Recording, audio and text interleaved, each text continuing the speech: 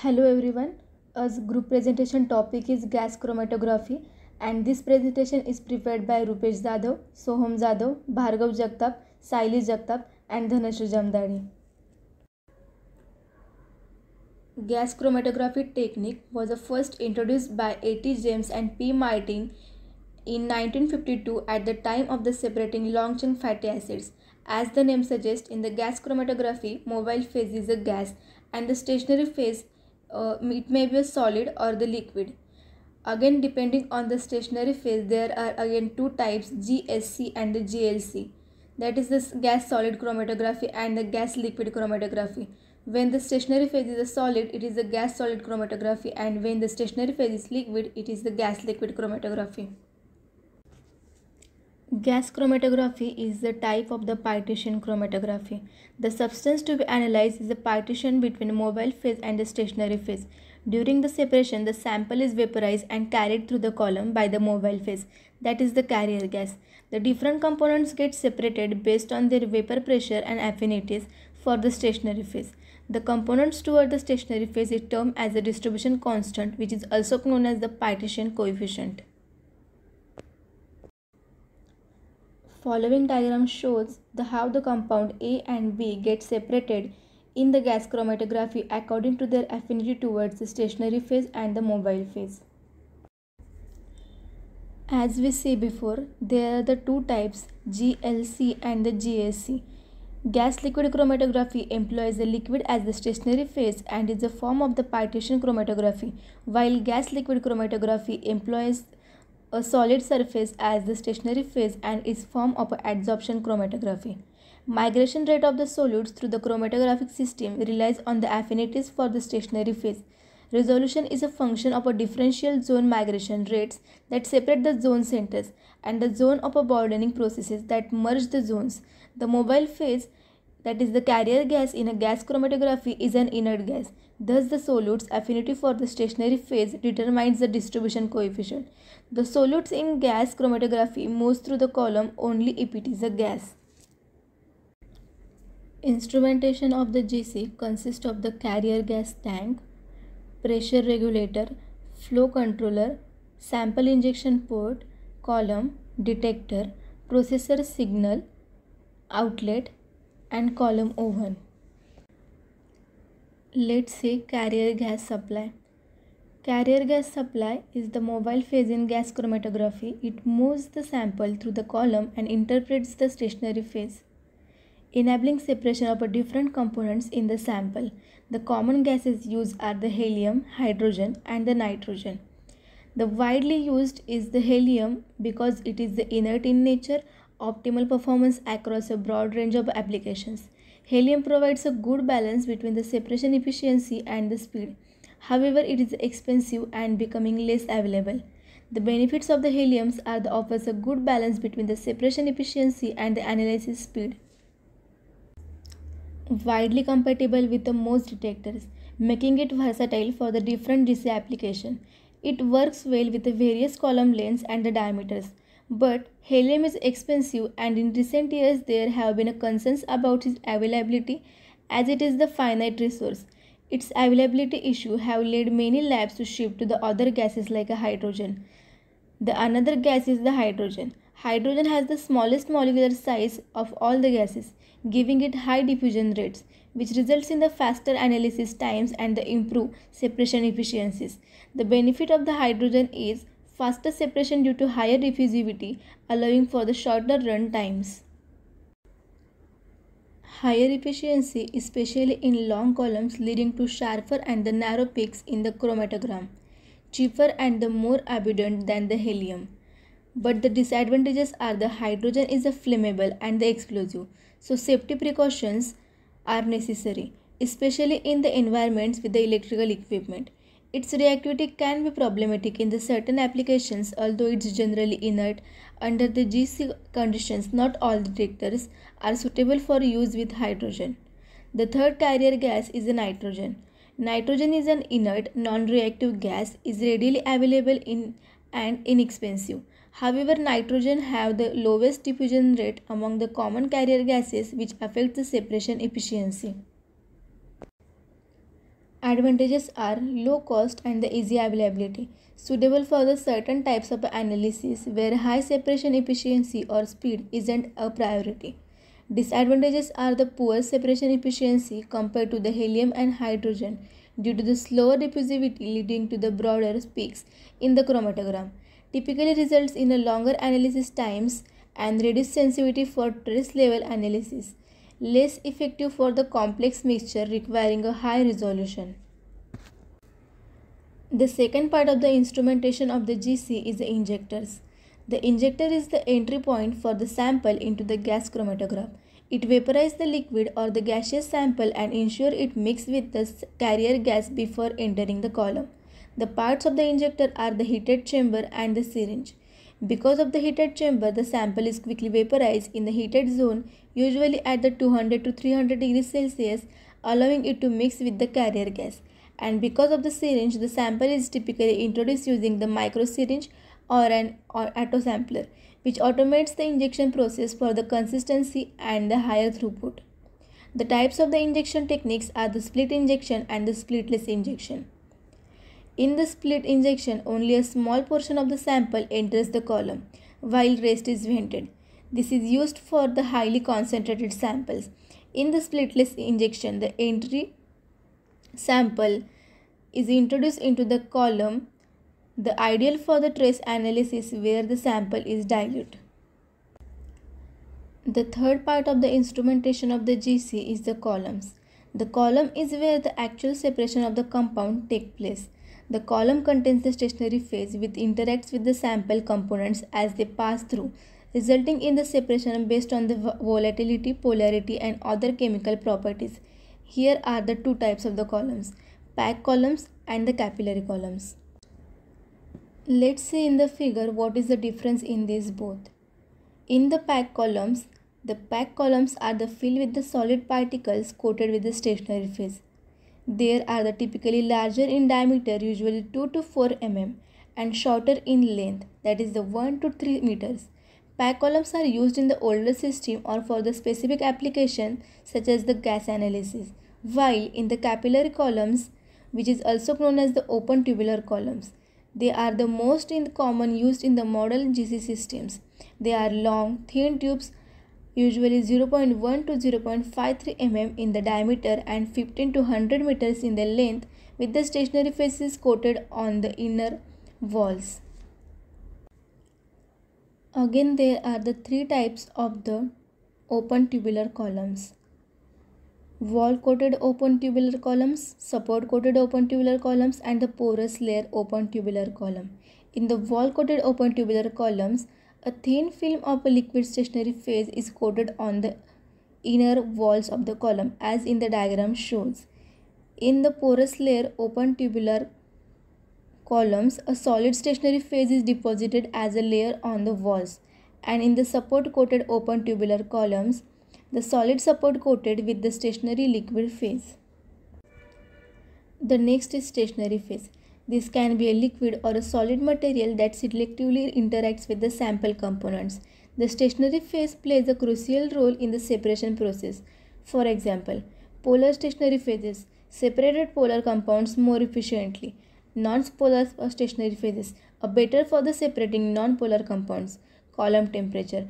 The temperature inside the column is critical for the achieving the optimal separation. The GC oven maintains the desired temperature and it can be either be kept constant or ramped during the run. The next and the important part of the GC instrumentation, it is the detectors. The detector is the device that identifies and quantifies the compounds as they elute from the column. The choice of the detectors depends on the types of the compounds being analyzed, the sensitivity required, and the specific application. The commonly types of the detectors are the flame ionization detector, thermal conductivity detector, thermionic emission detector, and the flame photometric detector. Let's see one by one. The first, it is the flame ionization detector, FID. It is based on the principle that FID is sensitive to the organic compound. The eluent from the column is burned in a hydrogen flame and the ions produced from this combustion are detected as an electrical current. The advantages of this, it is the highly sensitive, can detect down the picogram levels and provides a linear response for the most hydrocarbons. But it does not detect the inorganic gases like the water, carbon dioxide or the carbon monoxide. The second most commonly used detector, it is the thermal conductivity detector. It based on the principle of the TCD measures changes in the thermal conductivity of the gas stream. Different gases have the different thermal conductivities and the detector senses the changes when different analytes pass through. Let's see the working of this detector with the help of the following figure. Thermal conductivity detector device consists of the measuring chamber, sample gas, reference chamber, fixed resistor and the DC amplifier. The TCD contains a filament made from the material like a tungsten or the platinum, which is heated by electrical current. The filament is placed inside a flow chamber through the carrier gas passes. A pure gas like a helium or the nitrogen with high thermal conductivity continuously flows through the detector, removing the heat from the filament and establishing the baseline. When the sample components elute from the GC column and passes over the filament, the thermal conductivity of the gas mixture changes, causing a change in the temperature of the filament. The change in the filament temperature alters the electrical resistance, which is measured as a voltage change. The voltage change is proportional to the concentration of the sample components in the carrier gas. The advantages of this detector is the universality. It can detect any compound that has a different thermal conductivity than the carrier gas, meaning it can detect a wide range of the gases, and the non-destructive. It does not destroy the sample, allowing the further analysis, but it also has some disadvantages. Sensitivity. TCD is less sensitive than the other detectors such as the flame ionization detector FID, which limits the use for the detecting very low concentration of compounds. The next detector is the thermionic emission detector. It consists of vent, collector electrode, flame jet, hydrogen gas inlet, column effluent, air, rubidium source. It is based on the principle of thermionic emission where a heated bed, typically a rubidium or the cesium, emits electrons. When nitrogen or the phosphorus containing compound pass through the detector, they enhance the electron emission, generating a higher electrical current. This increases in a current is proportional to the concentration of these compounds, allowing for their selective detection in a gas chromatography.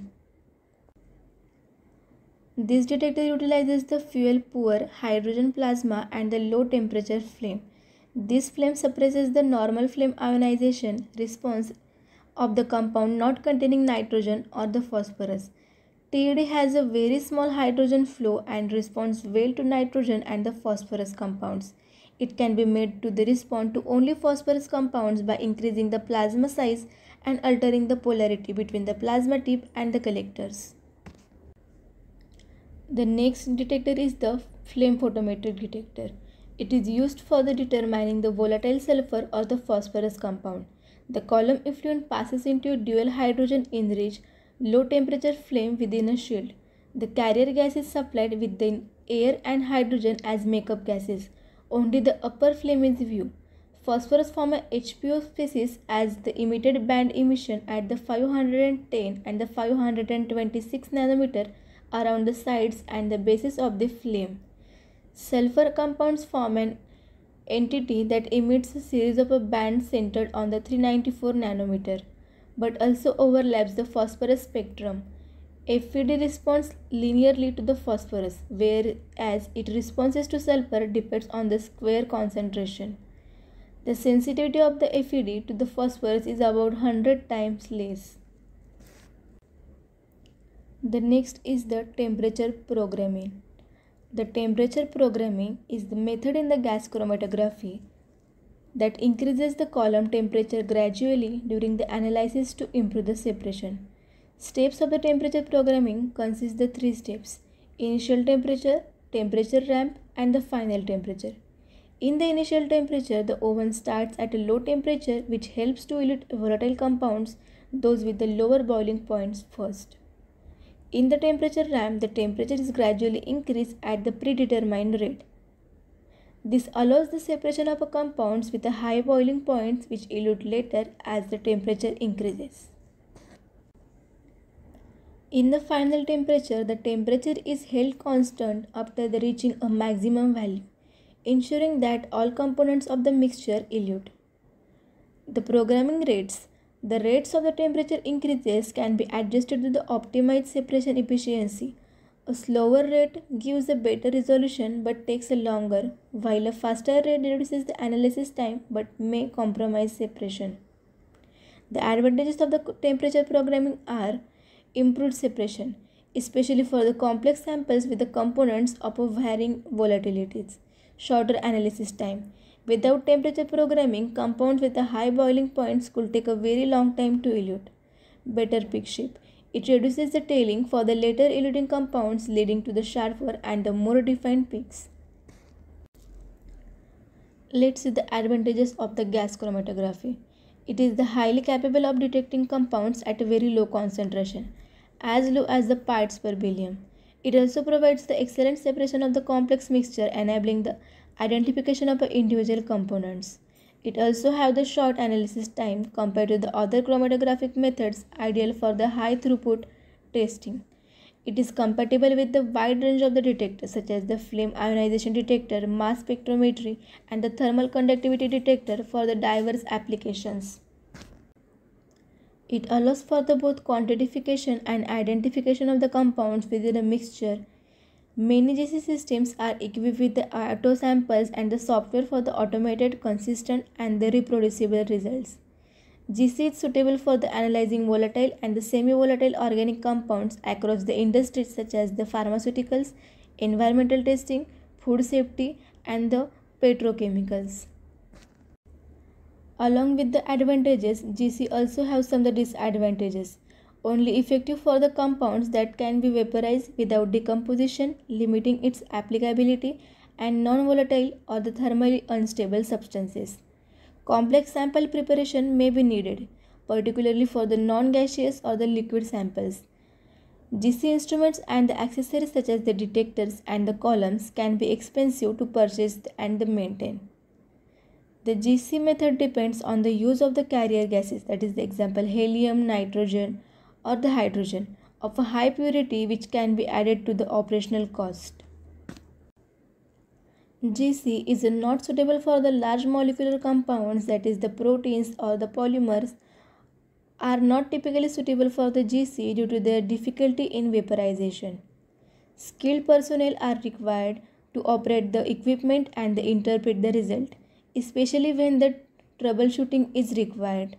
Many detectors using GC, example the flame ionization detector, are the destructive, meaning the sample is consumed in the process and cannot be recovered.